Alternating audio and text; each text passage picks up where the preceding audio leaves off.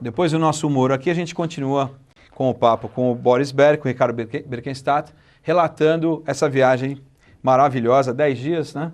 Que vocês tiveram Alemanha e Israel juntamente com as lideranças das instituições da comunidade judaica de São Paulo. Me permite só te cortar, porque eu acho um fato que é importante e relevante. Das pessoas que viajaram, todas, cada um pagou a sua passagem, cada um pagou a sua viagem, à exceção dos profissionais comunitários que a entidade pagou. Então é importante que as pessoas saibam que a gente já escutou, mais um voo da alegria. Não, cada um pagou o seu, a passagem, a parte terrestre. Direitinho. É bom falar isso. E outra, exatamente esses comentários do voo da alegria que a gente está mostrando aqui, como foi essa viagem. Totalmente imersa em conteúdo, não é uma viagem de turismo, as pessoas não foram com essa cabeça, estamos até aqui conversando sobre isso. E o mais legal é que o Lechaim pegou esse entusiasmo ainda de fim de viagem. Então, quando eu soube, eu fiz questão de convidar os representantes e quem organizou e quem teve a ideia realmente, que foi a Federação Inscrita do Estado de São Paulo, trazer esse entusiasmo e essa ideia bárbara para a comunidade judaica de São Paulo, para os telespectadores do Lechaim, para ver e mostrar a importância disso. Isso que você falou é importante também para as pessoas não confundirem. Eu queria pegar um gancho também, para a gente não esquecer, aproveitar essa brecha aqui, de ressaltar o seguinte, que em Israel nós tivemos todo o apoio logístico do Fundo Comunitário, do Keren Hayesod. Quem nos auxiliou com transporte, com a marcação das pessoas, enfim, todo o apoio impecável foi o Fundo Comunitário, o Keren Hayesod. A primeira também? Não, a primeira não. A primeira nós contratamos alguns profissionais que fizeram esse trabalho, mas eu acho que uma grande diferença e uma grande parte do sucesso da viagem a gente tem que acreditar a essa organização, desde do ônibus, da escolha do local para comer, do guia. Nós tivemos um guia homenagem lá que já era uma polêmica à parte, né? Um Bnei Akiva, morando nos assentamentos, mora nos territórios. Então, no ônibus já era uma discussão à parte. Já trouxe mais um assunto. Não, nós conseguimos aprender ou entender muito dos problemas que nós podemos falar daqui a pouco locais nas discussões com o guia. Que legal. E também tivemos, desculpa, o humor judaico que está aqui à disposição, o Ricardo sempre contribuindo. Imita, né? É um grande imitador. Imita o Sobel, imita o Weitman, imita o Silvio Santos. Eles são inimitáveis. A gente brinca um pouco, mas eles são inimitáveis. Mas você chega bem perto. Por isso que eu fiz questão de, no meio do nosso assunto, a gente ter o humor judaico do Lechaim, o Raposas. Saímos da Alemanha, 4h30 da manhã, chegamos em Israel. E aí? Nós chegamos 2h30 no aeroporto e fomos direto para Jerusalém. Chegamos 4h30 da manhã em Jerusalém e às 10 a gente já tinha que estar na Knesset, porque nós tínhamos seguidamente 3 ministros que iam nos receber na Knesset. Sem dúvida nenhuma, cansativo, eu acho que fisicamente é extenuante, mas nós começamos o programa em Israel de uma forma muito interessante. Nós fomos em frente à Knesset, tem a menorá gigante, nós fizemos um Lechaim, um Sheheyanu, uma bênção de bem-vindas, né, a Israel. Acho que foi muito emocionante, porque de repente os 31 se abraçaram e começaram a cantar o Sheheyanu Vekimanu, que eu acho que foi um dos momentos muito legais da viagem. Além das visitas oficiais, esses momentos que a gente busca, a gente pesca durante a viagem, eu acho que são muito especiais. Na Knesset começamos com 3 ministros, tivemos o ministro Yuli Edelstein, que é o ministro da diáspora, que já havia estado no Brasil e que nos recebeu de uma forma muito interessante, contando um pouco da relação que o governo de Israel tem para com os países, para com o Brasil em especial, esse crescimento na relação com o Brasil, até em virtude do voo da El Al e outras coisas mais. Nós tivemos com o ministro Dani Ayalon, que é o vice-ministro de Relações Exteriores de Israel, que é quem gira o mundo dando a posição do Estado de Israel, e logicamente o tema foi Irã, não tinha muita opção. E o ministro da Meridor, que é um ministro de estratégia política ou de estratégia militar também em Israel, e foi muito legal, até o Boris pode acertar isso, falar, que o ministro, durante a conversa que teve conosco, um assessor chegou para ele com um telefone e falou, é para o senhor, ministro. Ele atendeu, era o Ehud Barak, e continuou falando na nossa frente, sim, Barak e tal. No dia anterior em Israel houve uma votação muito polêmica, onde o partido do Lieberman, né, ele propôs que todo cidadão que quisesse viver em Israel deveria jurar a bandeira dizendo a confiar e acreditar que aquele Estado é um Estado judeu.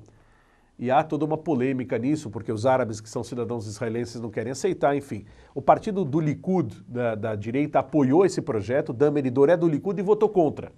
E aí foi o papo dele com o Barak. Ele falou, olha, eu votei contra, caí de pé, mas você sabe que eu não vou me dobrar à imposição partidária. Se quiser, vamos tomar um café, estou com o pessoal do Brasil aqui. Vocês testemunharam um Não, movimento político... É verdade, ao vivo ali, quer dizer, e isso dá uma intensidade no encontro. E a gente percebe como é que é feita a política. Dia a dia, né? No dia a dia. E Israel, quer dizer, tem uma política bastante complicada, tanto quanto a nossa, só que a diferença em relação aos políticos israelenses e os brasileiros, eu acho que em termos culturais, o israelense fala na cara, ele não esconde nada, ele fala o que ele pensa. No Brasil, a gente mede mais as palavras, aí tenta... Tem toda uma política. Lá não, lá o cara fala isso, ele pensa, ele acredita, ele fala e ponto final, o problema é seu. Você gostou ou não gostou, ele não está muito preocupado. Então ele falou com o Barak lá publicamente. No Brasil, geralmente o ministro ia sair da sala, claro, atendendo uma outra sala. Não, falou na frente, desligou, devolveu o telefone. E vocês? Impressionante. E também tem aqui o Moody Sandberg. Então, à noite nós tivemos com o Moody Sandberg, que foi ministro de Ciência e Tecnologia de Israel, acabou de assumir o cargo de presidente mundial do Keren Yesod, e o Moody deu um pouco, quer dizer, como até anfitrião, né, porque o Keren Yesod, quem organizou em Israel essa viagem, como bem disse o Boris, nos recebeu muito bem no jantar e conversamos um pouco de ciência e tecnologia, um pouco do novo papel dele no fundo. Ele, inclusive, recentemente esteve aqui no Brasil visitando a comunidade, o Brasil que hoje tem um nome especial em Israel por essa proximidade e pelo trabalho que a comunidade judaica local faz. É reflexo desse trabalho da comunidade com Israel. Agora, só pessoas de renome, né?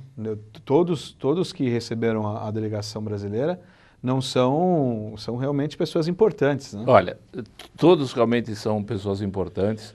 Nós procuramos atingir todos os temas, né? Como o Ricardo já colocou alguns, política interna, geopolítica, segurança, imprensa. Nós tivemos com 2 jornalistas, colegas aí, que nos deram uma visão tanto da área internacional como da área local, dos jornalistas de renome. Vamos tentar trazê-los futuramente aqui para o Brasil, para dividir isso com a comunidade. Então, acho que não teve nenhum tema.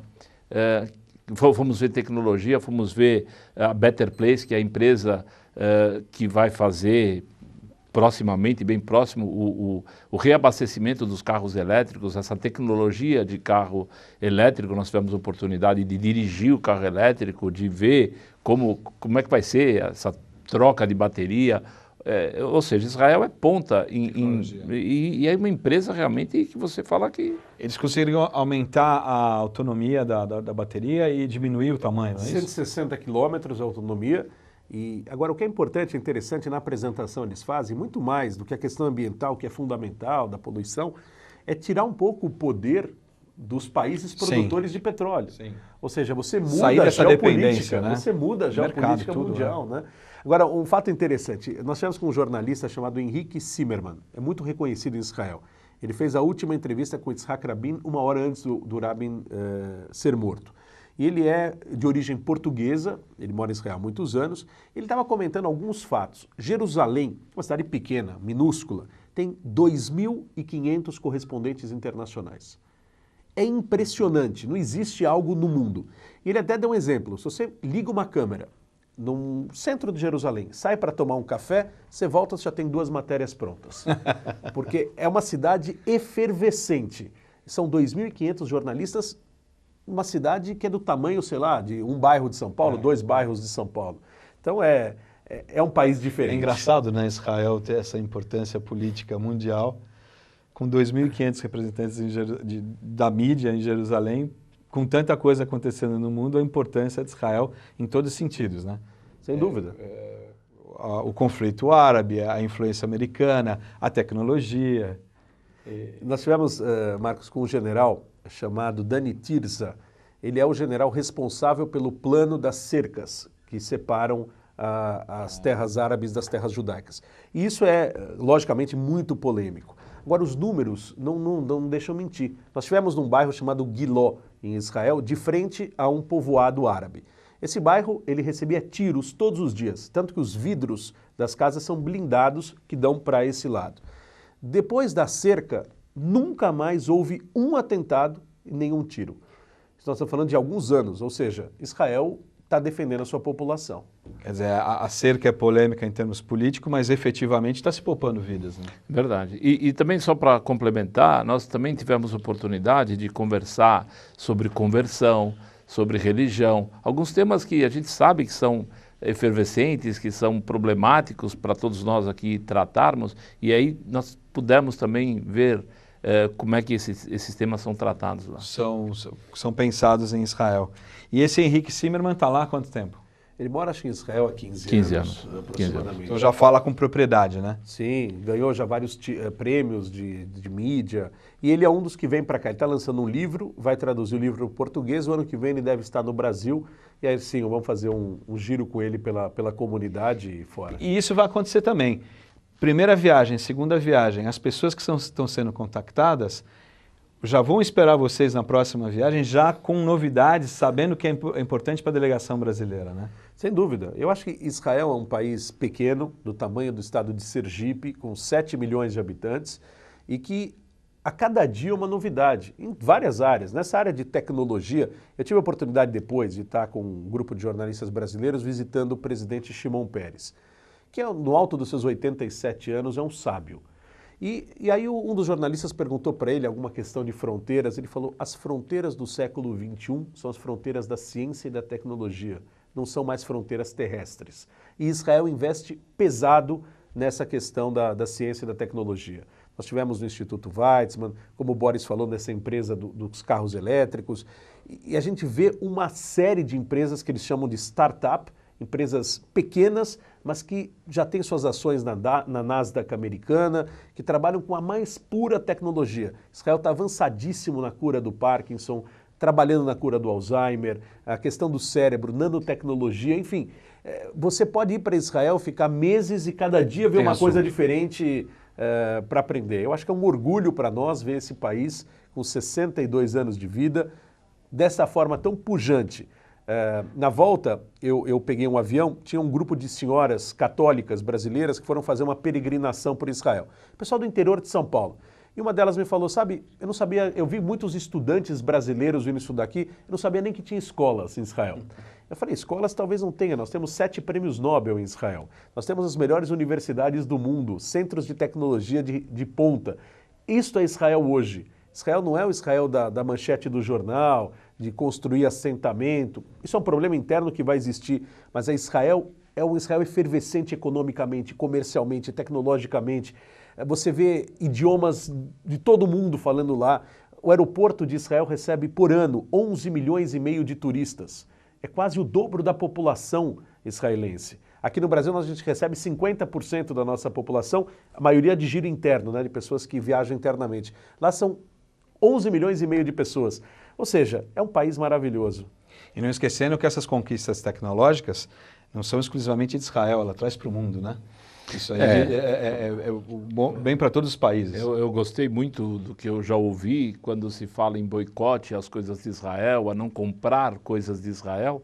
E eu escutei de uma pessoa que esse boicote deveria ser completo. Não deveríamos comprar só a fruta, só o alimento. Deveríamos não comprar também o chipzinho do computador, o software, aquele equipamento de medicina que salva vidas, ou seja, o celular, que hoje a gente não vive. Então, eu acho que a gente caminha talvez para novos tempos aí de abrir um pouco mais essa visão e a importância dessa evolução.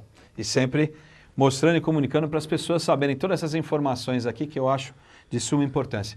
Nós vamos agora ouvir o nosso rabino Michel Schlesinger, da Congregação Israelita Paulista, e a gente continua aqui e voltamos aqui com esse papo da viagem com o Boris Ber e o Ricardo Birkenstadt.